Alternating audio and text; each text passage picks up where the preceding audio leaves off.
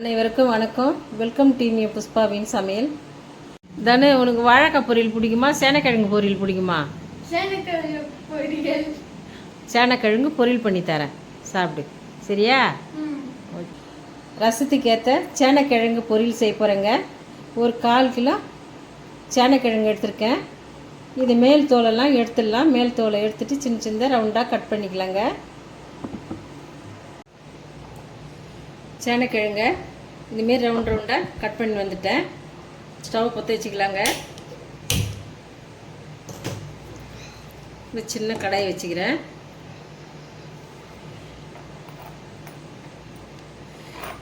Cut பண்ண சேனக்கிழங்க இந்த கடாயில் போட்டுக்கிறேன்.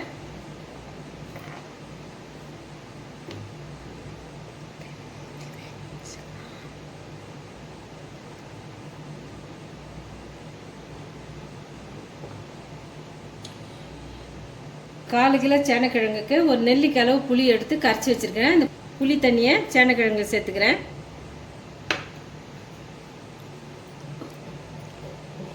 தேவையான அளவு உப்பு போட்டுக்கலாம்.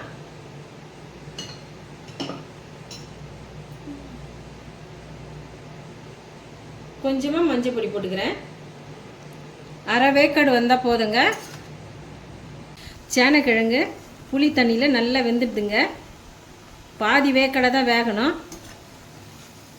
இப்போ கிழங்கு எடுத்துடலாம்.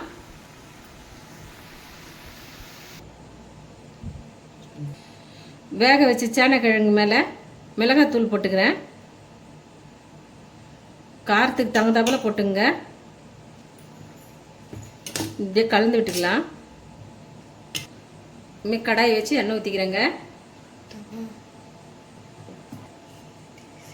எண்ணெய் நல்லா சூடாகட்டுங்க. மிளகாத்தூளில் போட்டு கலந்து வச்சுருக்கிற சேனையை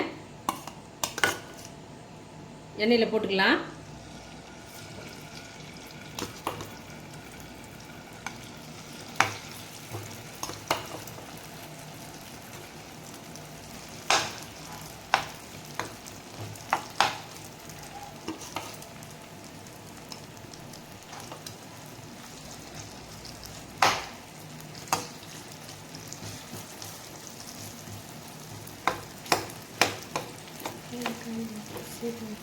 ஒரு பக்கம் வெந்ததுன்னா திருப்பி போட்டுக்கலாங்க. சாம்பார் சாதம், ரசம் சாதத்துக்கெல்லாம் சூப்பராக இருக்குங்க சேனை பொரியல். இந்த ரெசிபி உங்களுக்கு பிடிச்சிருந்தா நம்ம சேனலை சப்போர்ட் பண்ணி சப்ஸ்கிரைப் பண்ணிக்கங்க. தேங்க்யூ.